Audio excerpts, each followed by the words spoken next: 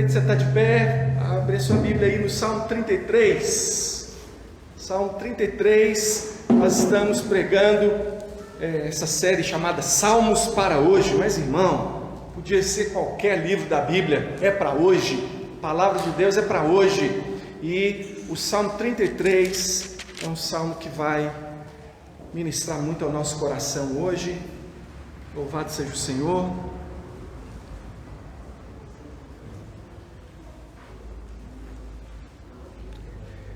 Está escrito assim: exultai, ó justos, no Senhor, aos retos fica bem louvá-lo.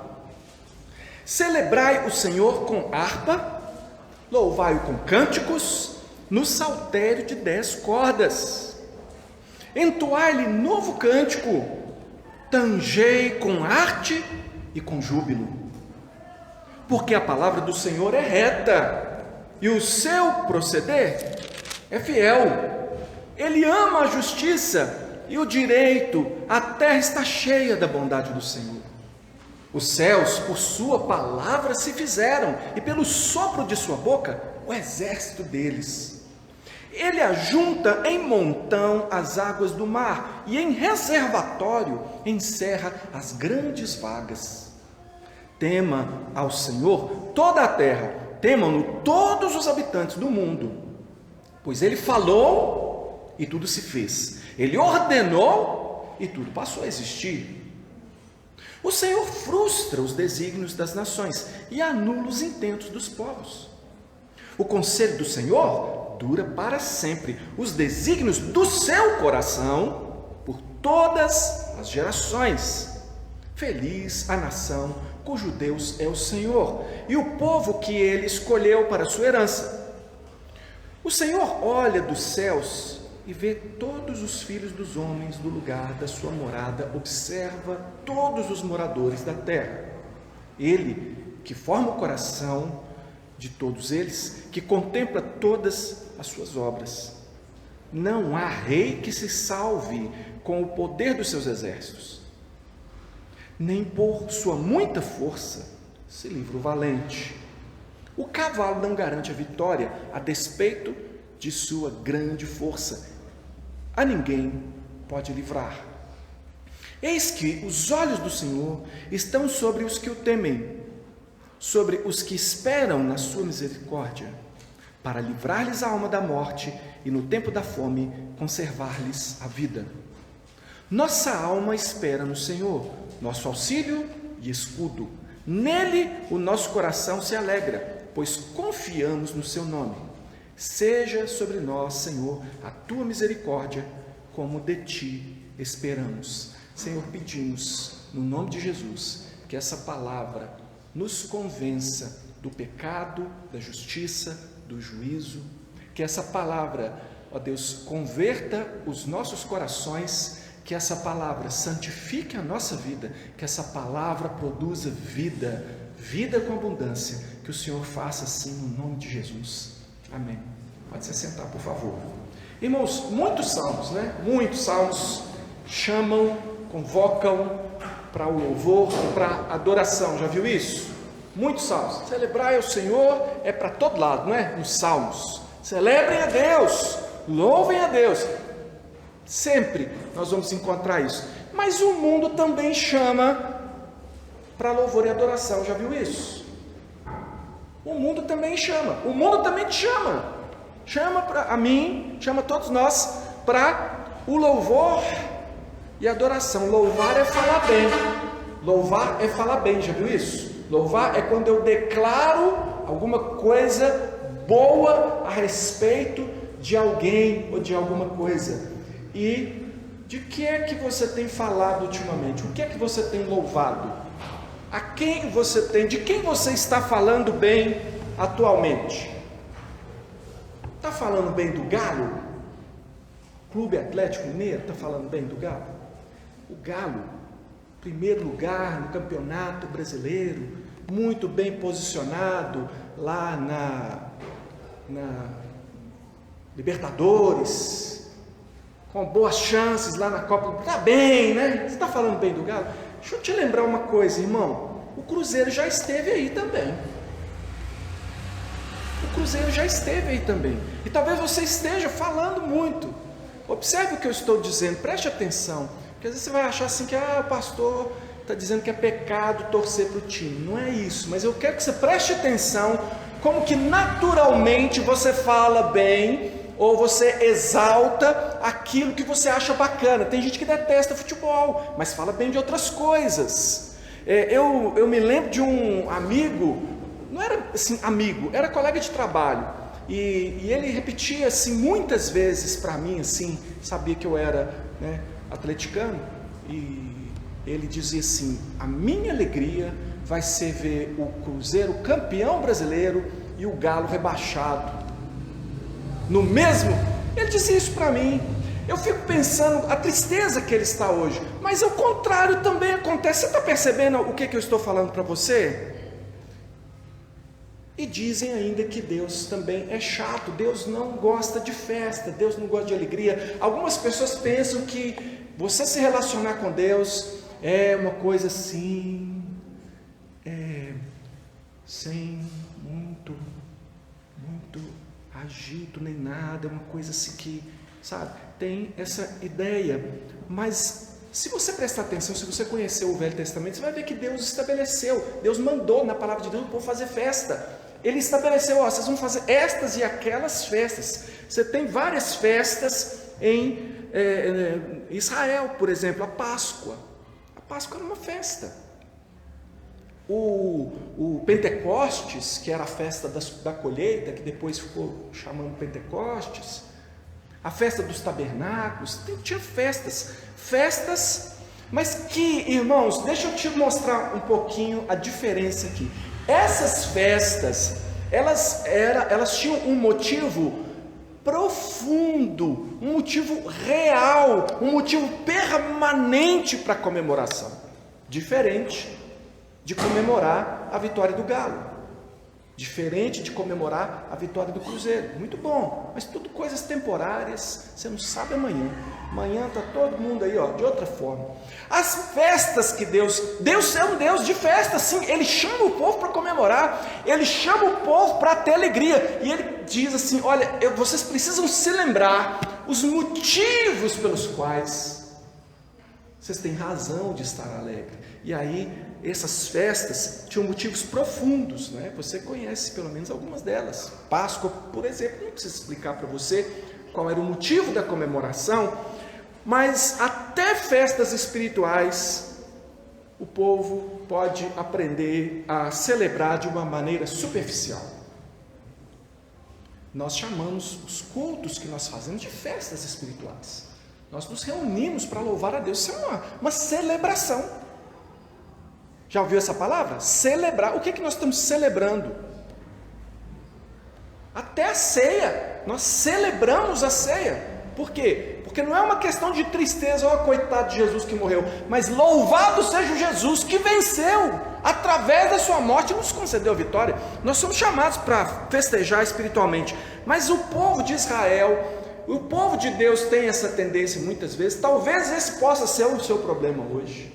Ele tem a tendência de ficar na superficialidade e na alegria do momento. E eu me lembro que em uma dessas festas de Israel, Jesus estava e ele,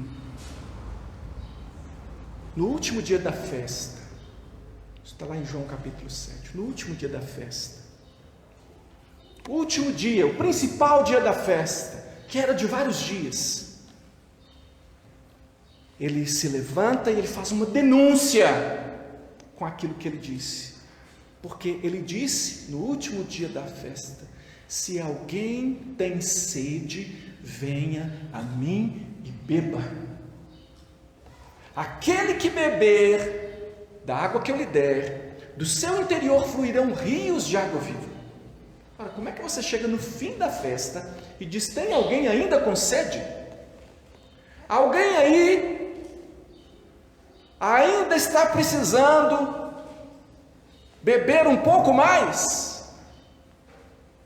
Porque de fato o Senhor Jesus sabia como os homens são capazes de fazer festas e se alegrar com algo que é superficial e curtir apenas a ressaca do outro dia e chegar no outro dia e ter o revertério da coisa e ver que aquilo não bastou para satisfazer a sua alma ainda estava com sede, a pessoa bebeu, tomou tudo, fez tudo possível. Não, mas tem gente que, não, eu vou para a festa, mas se embriaga de outras coisas, de outros movimentos, você se movimenta lá, você festeja, isso mesmo, pode ser festa espiritual, irmão, mas vivida de forma superficial. Jesus sabia que o problema do homem era de uma sede muito mais profunda, e eles nem se davam conta disso. Por isso Jesus falou: se alguém tem sede, venha a mim e beba.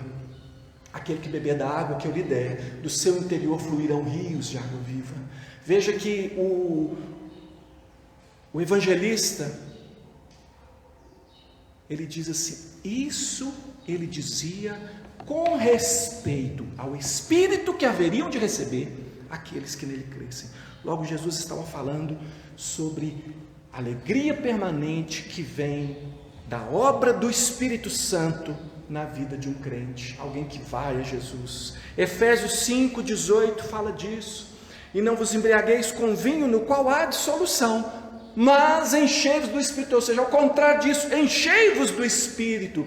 Mas enchei-vos do Espírito como? Porque ele não para aqui. Ele diz, enchei-vos do Espírito, falando entre vós com salmos. O que é salmo? Nós não acabamos de ler um salmo aqui? Salmo não foi feito para ser cantado? Da boca de vocês, falando entre vós com salmos, entoando e louvando de coração, com hinos e cânticos espirituais. Ou seja, louvando a Deus, cantando ao Senhor, glorificando ao Senhor, bendizendo ao Senhor de coração, não apenas de aparência. Veja como o louvor está associado a ser cheio do Espírito Santo. Veja como está associado. 1 Coríntios 12:13 diz, pois em um só Espírito todos nós fomos batizados em um corpo, quer judeus, quer gregos, quer escravos, quer livres, e a todos nós foi dado beber de um só Espírito. Todos nós que cremos em Jesus Cristo já bebemos dessa água, bebemos desse Espírito, somos batizados com o Espírito Santo. Então o que nós vemos, irmãos, é que Jesus oferece alegria permanente e motivos permanentes reais para celebrar, para louvar. E esse salmo é uma convocação para o louvor, mas tem uma ressalva. Isso é privilégio para os filhos, isso não é para qualquer um, não é qualquer um que consegue, é privilégio para os filhos. João capítulo 1 diz, ele veio para os que eram seus, mas os seus não o receberam. Mas a todos quantos o receberam, deu-lhes o poder de serem feitos filhos de Deus, os quais não nasceram da carne nem da vontade do homem, mas de Deus. Só para filhos, irmãos. O Salmo 33 chama para o louvor, mas você não chega no 33 sem passar pelo 32, e é interessante, porque se você olhar no 32, você está com sua Bíblia aberta? Salmo 32 também tem um título aí. Veja, esse título em itálico que está embaixo, esse pequenininho, isso aí foi escrito lá pelo organizador dos Salmos, pela pessoa que Deus usou para organizar os Salmos. E ele escreveu de Davi, Salmo didático, certo? Olha o 33, 33 tem? Não tem, né? Não tem título. Tem título? Esse título em itálico, escrito pelo organizador dos Salmos? Não tem. Olha como que termina o verso 11 do 32. Alegrai-vos no Senhor e regozijai-vos, ó justos, exultai vós todos que sois retos de coração. Olha o verso 1. Exultai, ó justos, já viu isso? No Senhor, aos retos, fica bem louvado. Você está vendo como que um salmo encaixa no outro? Foi de propósito, eles estão aqui, é uma continuação. Nem todos os salmos são continuações, irmãos, mas nesse caso aqui é uma continuação, está no mesmo espírito, está na mesma direção. Então, quem é esse que se alegra no Senhor no verso 11 e diz, que pode exultar. Quem é que é o reto de coração? Segundo o Salmo 32, é esse: bem-aventurado aquele cuja iniquidade é perdoada e cujo pecado é coberto. Então só pode exultar e adorar o Senhor reto de coração aquele bem-aventurado que foi perdoado, que tem o coração, o pecado dele foi coberto. Então, irmão, por isso que eu falo que é só para filho. O Espírito Santo nos leva ao Salmo 32, ao arrependimento. Enquanto calei os meus pecados, envelheceram os meus ossos. Ele nos leva ao 32, para que então, sendo salvos, nós possamos ir para o 33, nós possamos responder ao chamado de Deus para adoração, ao chamado de Deus para louvor. Então agora o Espírito, ele que nos foi dado de modo abundante, muito mais do que Davi podia receber, muito mais do que os patriarcas puderam ter, e nós temos então esse Espírito que flui como água viva na nossa vida, que sacia, dá saciedade plena e que sobra, que transborda. Por isso que nós temos palavra de Deus para outras pessoas também. Então, o que Deus espera, irmãos, desses remidos? O que Deus espera desses convertidos? O que Deus espera desses bem-aventurados que foram perdoados, sua iniquidade foi tirada? O que Deus espera que aconteça, que eles façam? Fica bem para essas pessoas o quê? Fica bem louvá-lo. Fica bem, sabe o que é fica bem? Sabe quando a pessoa veste uma roupa que fica bem? Ficou bem, essa roupa combinou com você, ficou bem. Fica bem o louvor em uma pessoa que foi restaurada por Cristo, uma pessoa que foi salva. Fica bem o louvor. Agora o contrário também é verdade, irmão. Pega mal não louvar a Deus. Pega mal. Pega mal. Às vezes é difícil entender crentes que não louvam o Senhor. Vou mandar a real para você hoje aqui. Difícil. Olha, você sabe que dentre muitas coisas que vão mudando, né, por necessidade, né, desse momento, assim, para a gente manter mais distanciamento, eu tenho utilizado mais sentar aqui na frente. Às vezes chamo os presbíteros para sentar aqui também, né? Porque não era meu costume ficar sentado aqui. Quem se lembra? Quem está há muito tempo, eu que não tem muito tempo que eu passo a sentar aqui. Irmão, eu sento aí para louvar como você, irmão. Não me entenda mal. Desculpa se parecer grosseiro, mas eu não estou nem aí. Como é que você está na hora que eu quero louvar a Deus? Eu quero buscar o meu Senhor. Então, se eu estou de costas para você, é porque eu estou junto com você, participando do mesmo jeito. Não eu tenho um pouco de receio de ficar sentando aqui e vocês começarem a achar que tem uma espiritualidade superior aqui, que vocês não possam buscar. Eu tenho um pouco de preocupação com isso. Por isso que eu não fico sentando aqui, mas nada contra, isso é uma coisa minha. Mas a sentar aqui, me bota olhando para vocês na hora do louvor, irmão. Eu vou te falar, eu tenho um pouco de dificuldade de entender crentes que não louvam. Nem estou falando da vida, né? Nem estou falando lá fora que você não tem louvor na vida. Eu não sei, não conheço a vida. Mas é estranho. Porque fica bem aos crentes louvar a Deus. E eu estava ouvindo um pastor falando e eu lembrando da minha própria experiência como pai. E ele falando: olha, eu sempre repito para os meus filhos. A gente tem filhos pequenos, a gente vai para a igreja e eu falo para os meus filhos: filho, na hora de orar, os meus filhos respondem: ore. Na hora de cantar, cante. Na hora de... Porque os meus filhos são crianças, eles precisam aprender. Eu louvo a Deus por vocês, pais, que estão trazendo seus filhos, especialmente nesse tempo. Eu dou glória a Deus por todo pai que traz o filho na igreja, mas em especial nesses tempos que você sabe que não tem um departamento infantil ainda funcionando. Irmãos, aguarde até setembro, se Deus quiser, nós vamos estar de vento em popa aí de novo. Mas um pai que traz o filho para o culto, ele sabe que esse é o ambiente para o filho dele aprender. Ah, mas meu filho... Tem gente que até sai da igreja por causa de departamento infantil, sabia? Não, que eu vou para uma igreja que tem um... Porque meus filhos não entendem, é mesmo? Quantos pais aí sabem disso que eu vou falar aqui? Todo mundo que teve filho pequeno sabe disso aqui. Você estava na sala conversando com algumas pessoas, um assunto lá, e seu filho lá brincando com um negocinho lá, né? Criança, lá brincando, aí você está lá conversando um assunto sério. De repente ele vem, intromete na conversa. Ninguém não, vocês não. Intromete na conversa e fala assim: não, isso não é assim, não, isso é assado, porque fulano disse que foi aquilo outro. Aí você fala: ó, menino, o que você está... Ele estava entendendo. Nossa, o que eu falei? Ele estava entendendo. Meu filho, seu filho, ele é criança. Ele olha para um lado, ele olha para o outro, ele está aqui no culto. Mas ele está aprendendo. Ele está aprendendo com a sua postura, viu, pai, mãe? Ele vai ser sua cópia, não vai ser minha, não. Vai ser minha, não. Vai ser sua. E eu entendo crianças. E é por isso que eu, às vezes, não julgo você, mas eu penso que uma pessoa que não louva é uma pessoa que não amadureceu ainda para entender que o que nós estamos fazendo aqui é uma ordem de Deus.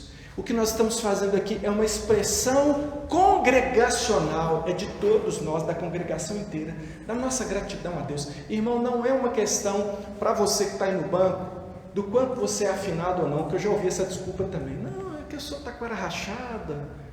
Não. Irmão, eu vou falar mais sobre qualidade da música aqui, mas não é essa a questão, irmão. É só do seu coração. Pede ao Espírito Santo para te mostrar quais são os motivos pelos quais você não está louvando. O culto é de todos nós. Vocês lembram que tinha os levitas lá antigamente? Quando os levitas foram organizados a primeira vez lá no tempo de Moisés, era para carregar bagagem, montar, desmontar o tabernáculo. Depois, no tempo de Davi, foi feito o templo. Não, no tempo de Davi não, no tempo de Salomão. Davi organizou as coisas, Salomão construiu.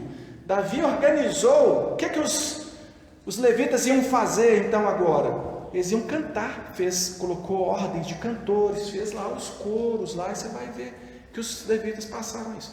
Mas todo aquele serviço do templo, ele era restrito a poucas pessoas, certo? Tem gente que fala que levitas são as pessoas que tocam e cantam na igreja. Irmão, assim como os sacerdotes somos todos nós, os levitas também somos todos nós. Não é uma classe especial os que tocam e cantam, não. Todos nós louvamos, todos nós somos sacerdotes, levitas, toda aquela figuração do Antigo Testamento desemboca na igreja, somos nós. Então nós precisamos, irmãos, entender isso, que é serviço. Em inglês eles não dizem culto, eles dizem service.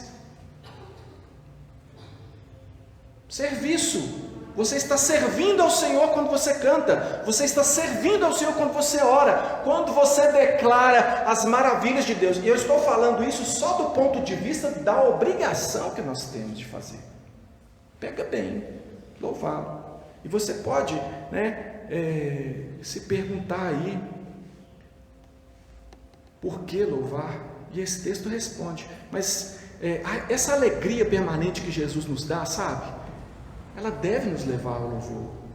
Lembra da salvação em Cristo? Lembra da dádiva do Espírito Santo? Então, tanto é uma ordem, como é uma consequência natural.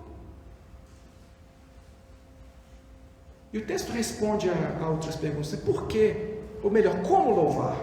Como louvar? Aí você vê aí do verso 1 a 3. Como? Vou só citando rápido aqui para a gente não demorar. Com harpa, saltério de 10 cordas, com arte. Então eu volto naquele assunto. Nem todos tocam, nem todos compõem. Mas é para fazer. Aqueles que fazem isso, façam com critério. Façam com arte, façam com dedicação, façam com zelo. Ministério é privilégio. Ministério é privilégio, não é um fardo, uma obrigação. Está pesado para você, irmão? Está rabugento? Não suba aqui. Busque o Senhor, conheça o Senhor, tenha vontade de louvar o Senhor. Por obrigação não, a gente pede, irmão. Eu não conheço seu coração, a gente pede, apresentem-se ao Senhor. Vocês que são músicos, vocês que desejam louvar o Senhor, que podem se esforçar, aprender e tudo. Mas aqui, obrigação não. Tem gente que acha que nós estamos pedindo esmola. Irmão, porque a gente pede com carinho, e pede mesmo, eu vou pedir. Mas eu quero que você entenda essa mensagem bíblica aqui, ó. Não é esmola não, tá? Não é esmola. E aí tem aquela coisa do fazer-se difícil, e tem o outro que ele já... Aí ele ouve uma palavra dessa, ele fala, não, então eu vou largar. Amém, irmão, então larga. Isso é entre você e o Senhor. Entre você e o Senhor. Você quer dar desculpa? Dê as suas desculpas. Não dá para mim, não dá para Jesus. Você quer desistir? Desista. Se você pode, eu não estou torcendo para você desistir, irmão. Porque a tentação de desistir para mim é todo dia. Eu tenho a tentação de desistir do ministério, privilégio que Deus me deu. Minha esposa sabe se eu tenho às vezes vontade de desistir ou não, porque é ela que me escuta. Mas se eu vou fazer isso, quando eu olho para o Senhor, eu temo ao Senhor, irmãos. Não estou conversando com qualquer pessoa quando eu me dirijo a Deus. Então, quer desistir? Desista, mas fala isso com Deus. Você não me deve satisfação nenhuma, nem a liderança da igreja, se você acha que não deve, está entendendo? Agora, se você é um crente em Jesus, você sabe quais são as satisfações que você deve, porque Deus estabeleceu lideranças para nós, não é mesmo? Então, aqui diz como é que se deve louvar? Com um novo cântico. Com um novo cântico não é a novidade do momento. A gente tem que cantar uma música nossa, as músicas estão velhas, mas esse novo cântico é com renovação espiritual. É que você canta aquela canção, pode ser velha quanto for. Você canta um salmo com milhares de anos, você canta um hino com centenas de anos, mas você canta pensando naquela letra que se dirige a Deus, que exalta a pessoa que merece, que é Deus. Então você canta aquele hino, irmão, e se delicia. Eu vou contar para vocês um testemunho pessoal aqui, de uma experiência que eu tive inusitada. Estava eu em 1987, eu acho que foi em 87, é por aí. Estava eu numa cidade do interior de Minas, que nem cidade era ainda, era um distrito chamado Vargem Alegre. E eu fui a uma igreja presbiteriana naquela cidade, naquele lugarejo, naquela época, né? Aquela cidade de uma rua só, sabe? Uma rua. E lá tinha um problema, porque naquele ano, e eu não sei por quanto tempo, parece que era uma coisa de algum tempo já, aquela igreja estava sem pastor, porque não tinha ninguém ordenado que pudesse ser enviado para cuidar daquela igreja. E eu estranhei aquilo. Também tinha na cidade uma igreja batista fechada. Eu olhei para aquela igreja, um prédio bonito, fechado, e perguntei, por que não tem culto aqui? Porque não tem pastor. Isso fez parte do meu chamado pastoral. Foi o tempo que Deus estava mexendo no meu coração. E naquela igreja, também, no momento do louvor, não tinha instrumentista, tinha nenhum instrumento. E foi começar o louvor, e um irmão se levantou no meio da igreja, e ele fez uma coisa que foi a primeira vez que eu vi. Ele se levantou, vamos cantar agora, vamos entoar ao Senhor, né? Uma coisa bem formalzinha assim, vamos entoar ao Senhor, um hino de número tanto. E aí ele fez assim.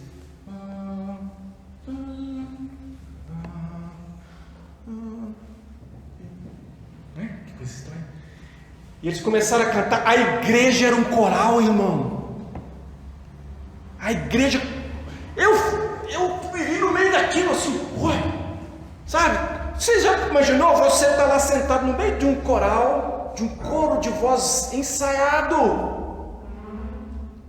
E você não sabe, de repente o povo começa a cantar com divisão de vozes. E eles cantavam um hino, esses hinos que tem gente que acha que é coisa do passado.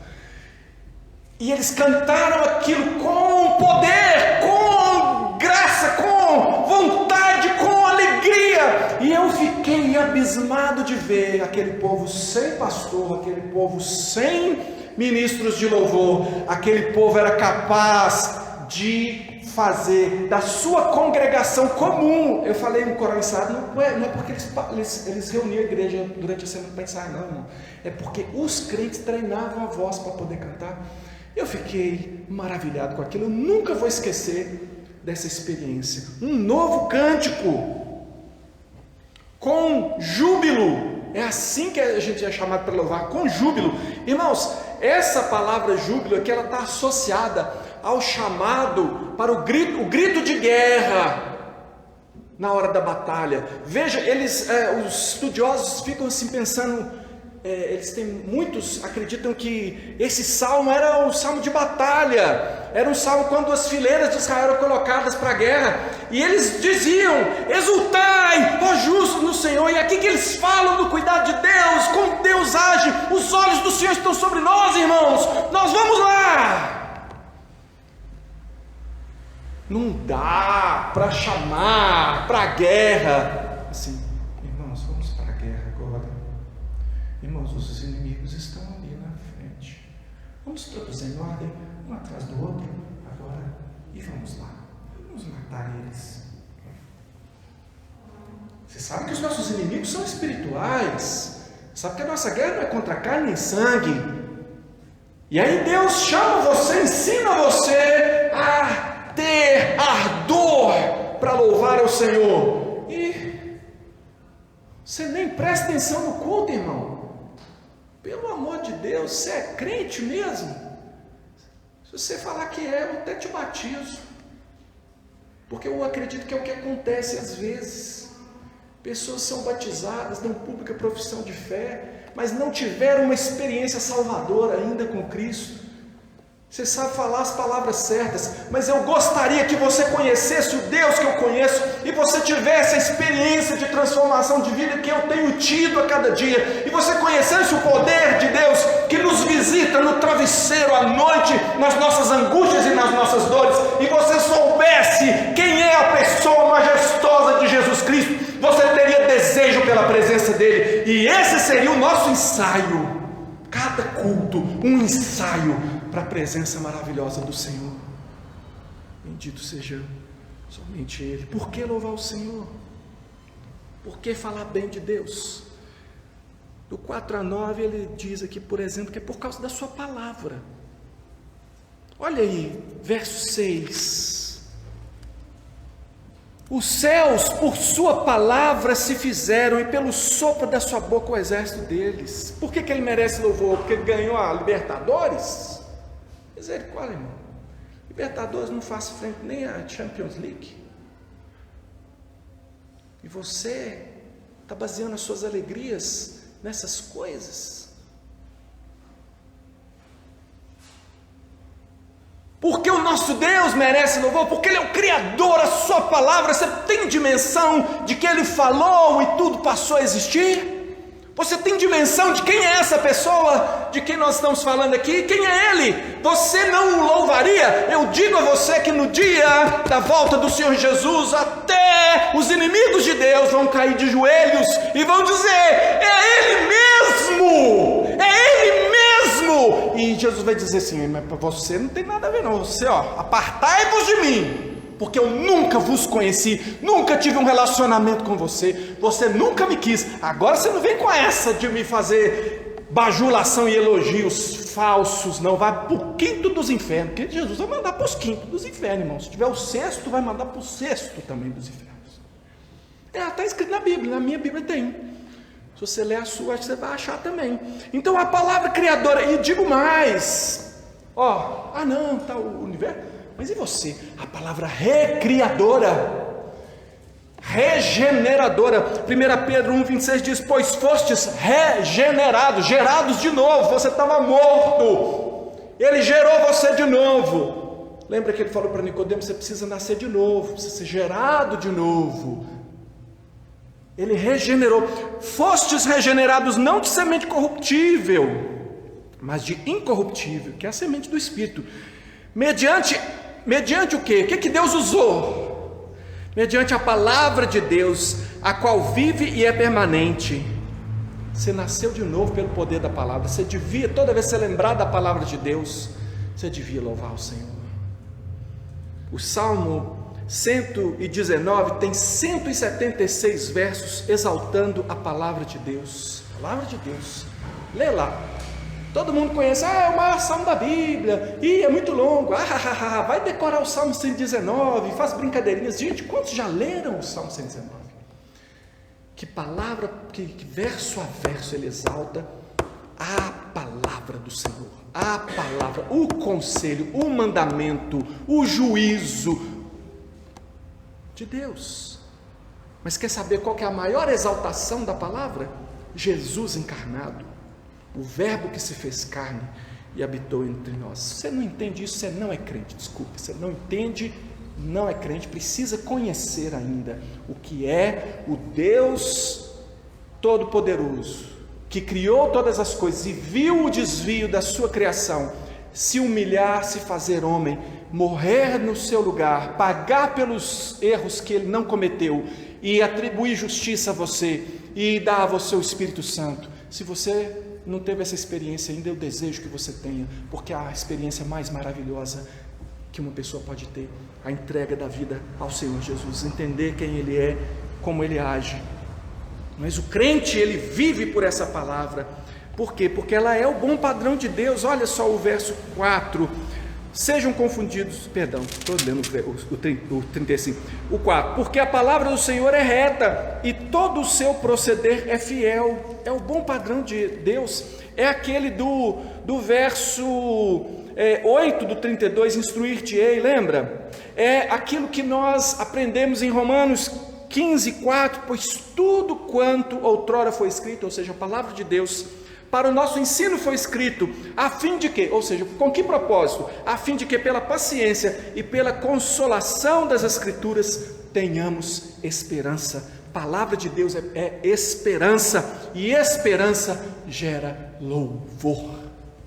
Se o seu coração está cheio de esperança, você não consegue não falar bem de Deus. Eu tenho prazer, eu canto afinado ou desafinado, mas eu procuro afinar, mas eu canto para o meu Senhor, eu busco o Senhor, eu louvo o Senhor.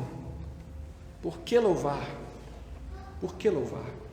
Porque verso 12 diz que feliz é a nação, olha só, feliz é a nação cujo Deus é o Senhor e o povo que Ele escolheu para a sua herança. Ele escolheu um povo.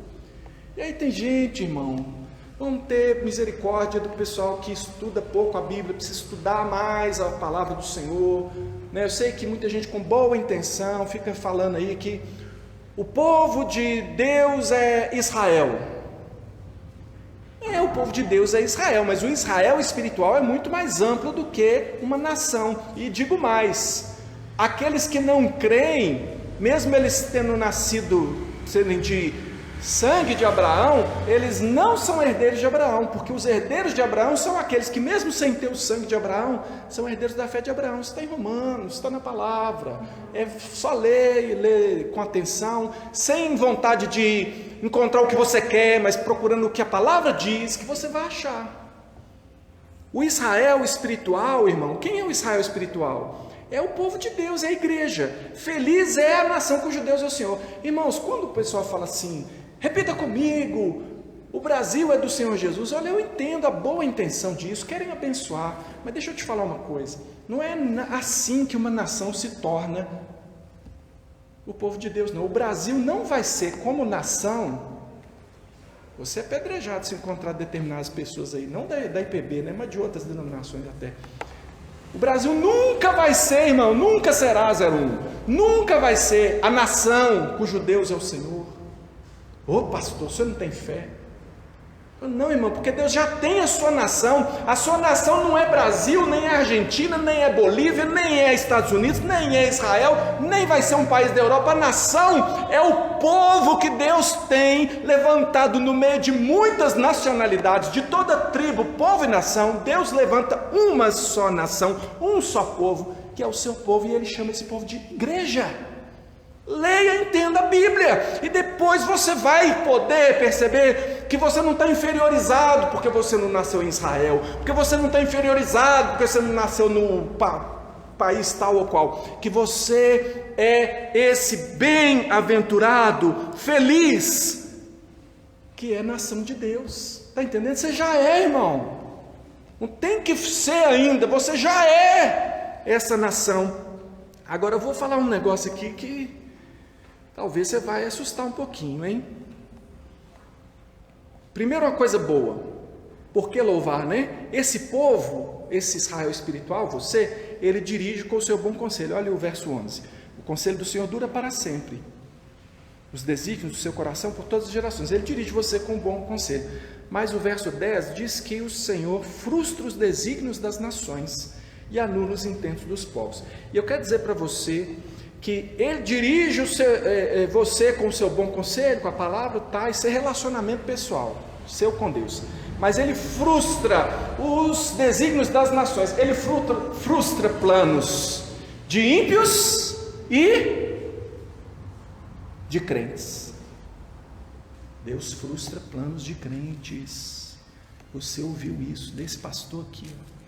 Não tem fé, pastor não tem fé. Como assim? Que palavra é essa? Misericórdia, está amaldiçoando. Não estou entendendo a Bíblia. Por que Deus frustra planos pessoais? Para a sua segurança pessoal, irmão. Não, aí você apelou, ainda fala que isso é para o meu bem.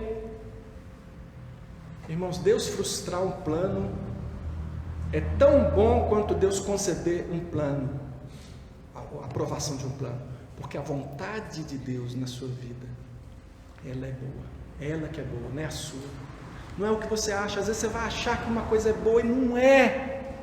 Você vai desejar, vai lutar, vai pedir, vai querer, igual o filho que quer comer a sobremesa e não quer almoçar, e o pai e a mãe não vai fazer. Não vai fazer. Pode espernear, pode falar: eu não gosto mais de você, eu vou sair da igreja agora, você não me ama porque eu queria, você não me deu, você deu para o outro, não me deu. Tá bom, criancinha, mas se você tem maturidade, receba esse entendimento da palavra de Deus. Deus tem os seus próprios desígnios. O conselho do Senhor dura para sempre, os desígnios do seu coração por todas as gerações. Não é a respeito de você, irmão. A salvação, o plano de Deus não é a respeito de você. E infelizmente nós estamos em tempos em que está sendo muito pregado que tudo diz respeito a você. E esse é o motivo pelo qual nós vamos ter uma grande apostasia no futuro também, por causa dessa mentirada que ficam pregando, que se você fizer tal ou qual sacrifício, fizer isso ou aquilo, Deus vai fazer, porque Deus, agora você colocou Deus no cantão, agora Deus não pode, mas agora Deus não, né? Quem é Deus diante de você, cheio de fé? Gente, misericórdia. Eu louvo a Deus, muito feliz com as canções que foram cantadas aqui hoje, né? Mostra que o pessoal leu o texto antes, né? Que eu costumo falar, às vezes falha, mas normalmente eu falo. O que nós vamos pregar? O que a gente cantou hoje? Se você se lembrar, você vai ver que tem tudo a ver com essa palavra aqui. Mas tem determinadas músicas, irmãos, que não exaltam Deus e que falam mentiras, que induz ao erro, induz você a acreditar que você é o centro do universo. E aí quando você entra em luta, você não entende: como assim que eu sou o centro do universo, sou a teteinha de Jesus, o amorzinho de Jesus, e eu estou com um problema que não resolve, eu estou pedindo a Deus a cura e a cura não vem, eu estou pedindo a solução não vem, parece que quanto mais eu rezo, mais assombração aparece. Irmãos, desculpa, eu vou ser um pouquinho cruel agora, tá? Eu espero que não seja, eu estou dizendo isso para nosso crescimento. Nós cantamos às vezes algumas músicas que a gente precisa pensar mais se essa música está realmente glorificando a Deus. Cuidado que tem música que parece que glorifica mais ao homem do que a Deus. Mas é música muito boa. Música boa, letra ruim, teologia na letra ruim. E por isso que eu respeito muito os pastores que ficam, não, aqui nós só vamos cantar a música do hino, do inário, porque aqui pelo menos está revisado. Eu respeito, eu não acho que é por aí, que você só pode cantar do inário. Mas eu entendo o espírito pelo qual eles estão fazendo isso, eu entendo eles. E nós, na nossa infância aqui, do entendimento da palavra de Deus, a gente canta umas músicas, às vezes, que não estão, preste atenção se a música está louvando a Deus. Você já viu alguma música nos Salmos, algum momento, um chamamento para o louvor do homem, sempre a exaltação é a Deus. E às vezes parece que a música está louvando até a gente. Estou falando que eu vou ser cruel porque eu vou dar um exemplo. Uma música que a gente canta. Não vou dar uma música, porque eu por aí, cara. Estou falando da nossa infância. E eu, como pastor responsável, eu respeito a infância e louvo a Deus pelo amadurecimento das nossas equipes de louvor, que lá vão amadurecendo, sem que eu tenha que falar, não, aqui só canta aqui o que passar no meu crivo. Eu não faço isso. Os irmãos do louvor sabem que eu não, peraí, deixa eu ver se pode cantar essa música. Não, eu dou. E às vezes eu até chamo depois, eu falo, irmão, vamos conversar sobre aquela música, né? Tem uma música assim, ele me ama tanto, essa música me dá um problema. Pode ser um problema meu, mas presta atenção. Ela é tão voltada para mim. É uma música, parece uma música romântica mesmo. O amor dele, estou me afogando e tal. É uma coisa assim, preste atenção, irmão. Olha, não é uma blasfêmia, não chega a ser uma blasfêmia, porque de fato o amor de Deus, ele é profundo e grande assim.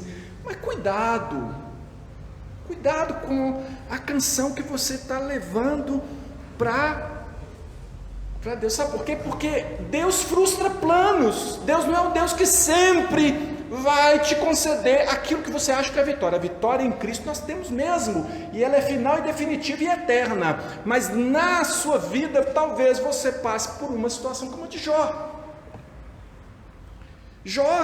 Todo mundo aqui conhece a história de Jó, até quem não é crente sabe qual que é a história de Jó. E Jó, por que Jó tinha uma grande dificuldade de entender o que ele estava vivendo? Pelo mesmo motivo que muita gente não entende o sofrimento hoje. Você está passando falta? Porque talvez você queria estar casado e você está solteiro, você queria ter mantido seu casamento e o seu casamento terminou, você queria ter conseguido aquele emprego, ele não veio, você queria ter feito aquela faculdade, não conseguiu, não passou, não teve dinheiro para pagar. Eu estou falando coisas de outro planeta ou estou falando de coisas que a gente vive? Sabe? Você investiu numa pessoa, você esperava alguma coisa e deu em outra. São coisas da nossa vida, né? Com as quais nós não queremos lidar, não queremos conversar sobre isso. A gente quer a vitória. E aí tem quem pregue. Não, quer ir nessa igreja presbiteriana aí, povo tudo frio, aí não tem Deus não. Vem pra cá que aqui o fogo pega mesmo. Jesus aqui é outro. Desculpa, estou meio caricato hoje, né? Mas o Jó, por que Jó? Todo mundo conhece a história de Jó, o começo e o final. Muita gente não lê o que Jó falou no meio do caminho, que foram coisas reprováveis. Jó falou muito bonito aquele, nu vim ao mundo, né? Nu voltarei, Deus deu, Deus tomou, bendito seja o nome do Senhor. Bonito, todo mundo prega isso. Ou prega a restauração, grande restauração na vida de Jó. Mas o meio é difícil de pregar, é difícil pregar o meio de Jó, sabe por quê? Porque Jó reclama de tudo, menos de Deus. Ele fala assim, ele reclama de Deus, só que ele não tem coragem de enfrentar Deus. E ele fala assim, eu sei que Deus é Deus. O resumo do discurso de Jó, eu sei que Deus é Deus. Eu sei que Ele pode tudo.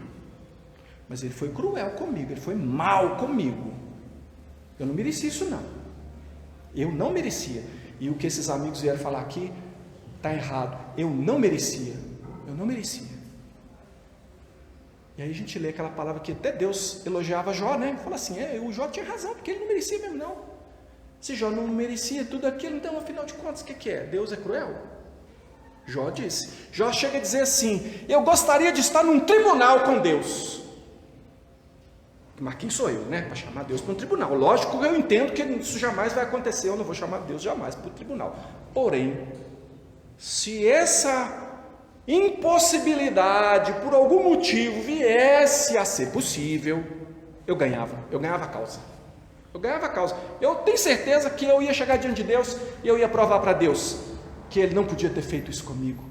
Eu fui fiel, eu fiz o que era para fazer e eu estou sofrendo tudo isso sem merecer.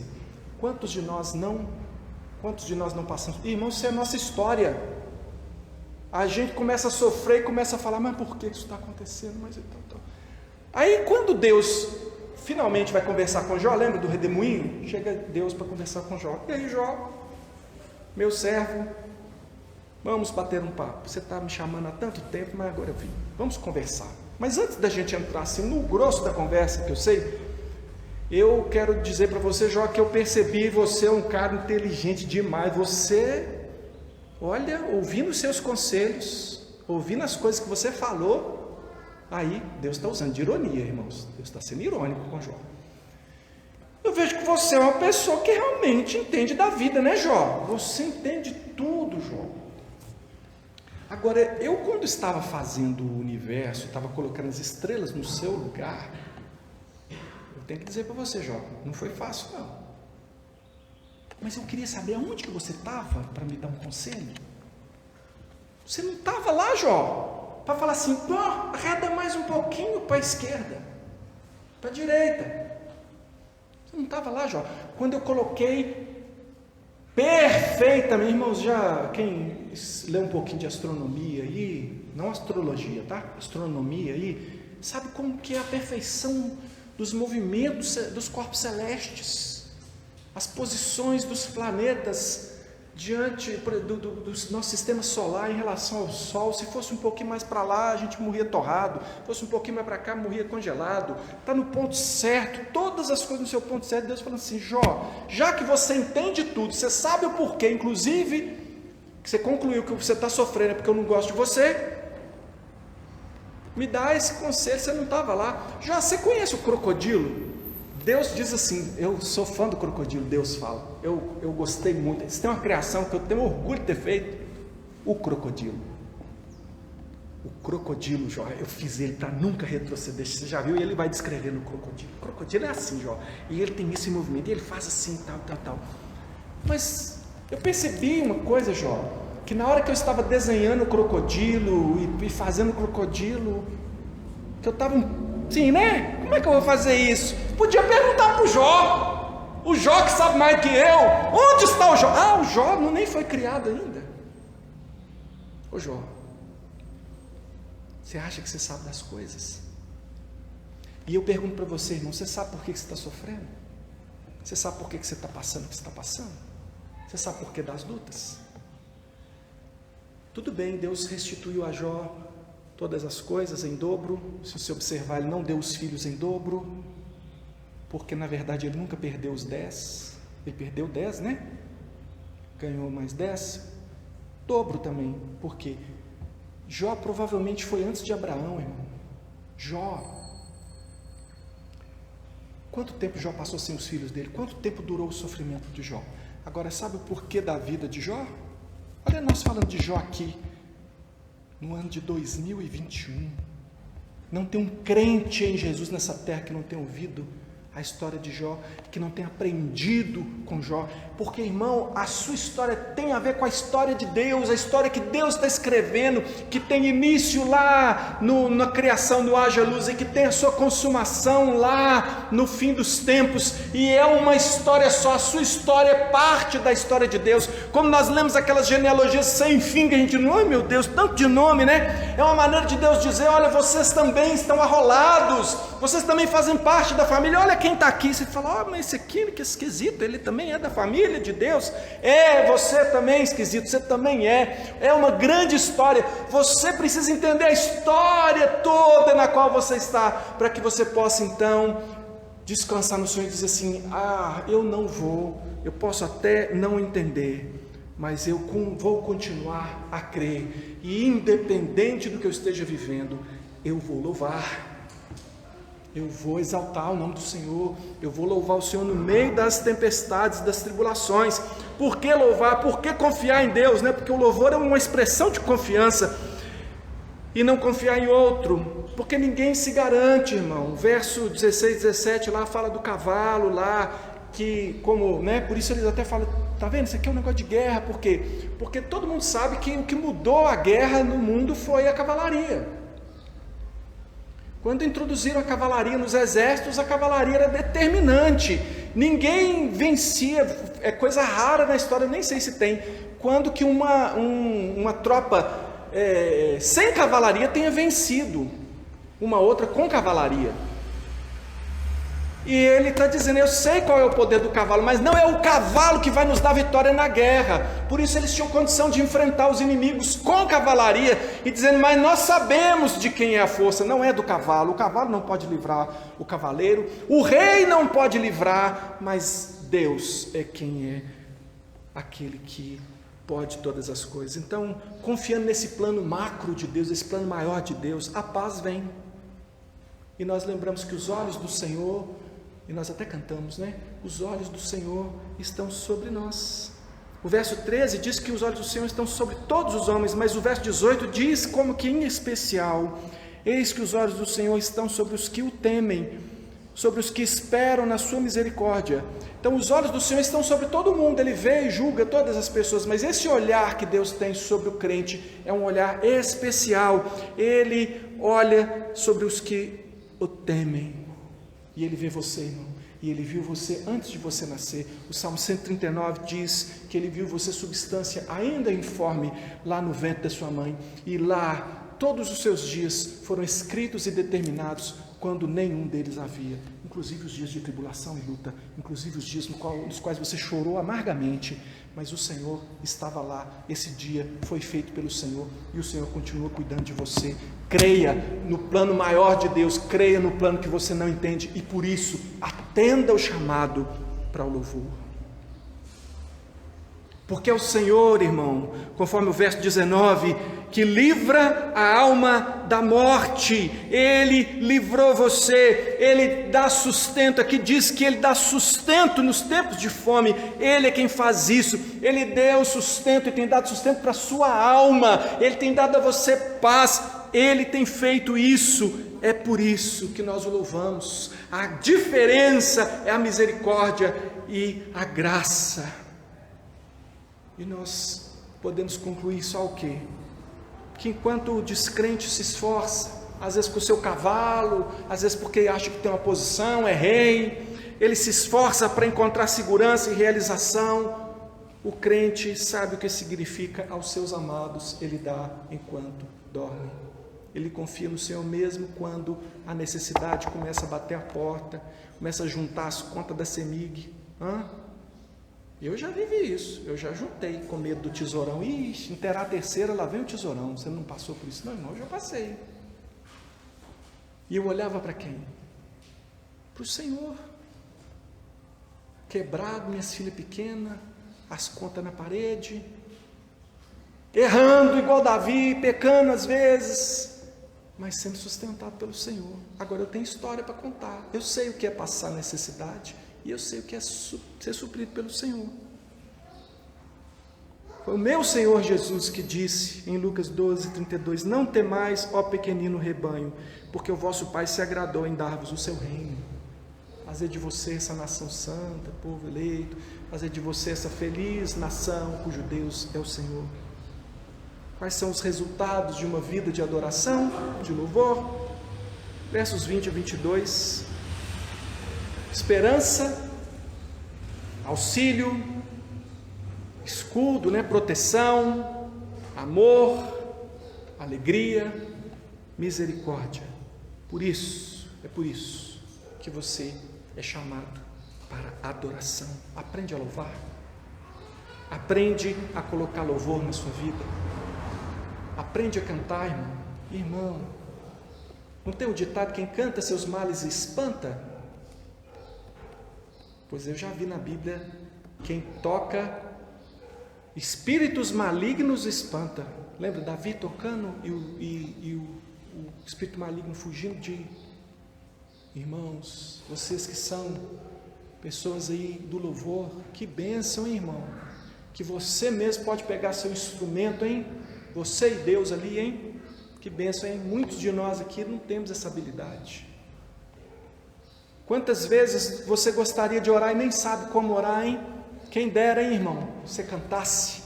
Quem dera você pegasse lá um hino e cantasse, irmão, e fizesse daquele hino as palavras da sua oração, e você fala, eu não sou bom nesse negócio de falar, eu começo a orar, minha oração fica curtinha, eu não sou assim, mas eu canto. Quando eu canto, eu faço daquelas palavras a minha oração.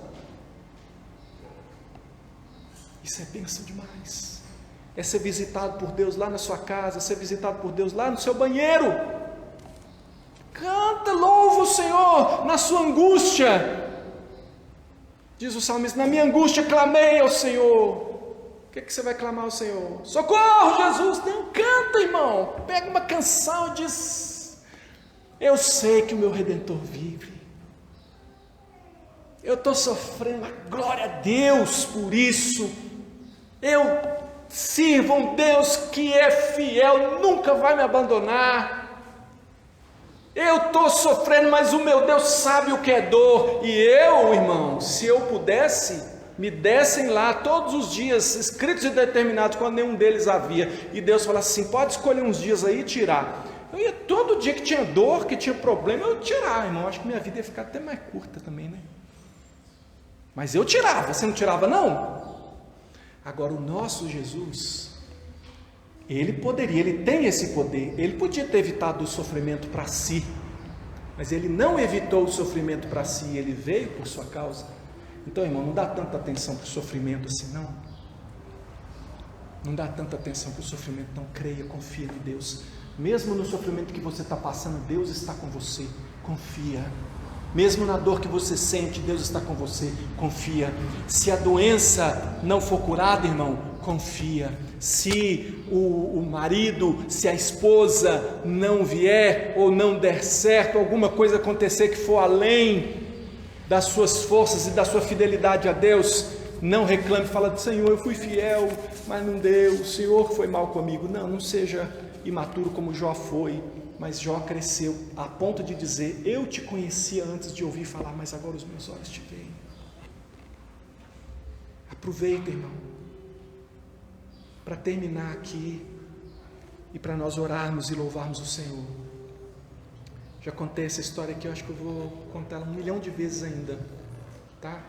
Então perdoa que eu, velho, o pessoal vai ficando mais velho, eu estou ficando velho, irmão, vou fazer 50, acho que agora eu estou ficando velho, oficialmente ficando mais velhinho, tem os cabelos brancos estão aí superando, vencendo a guerra, estão vencendo, começando a vencer a guerra, passando os pretos para trás.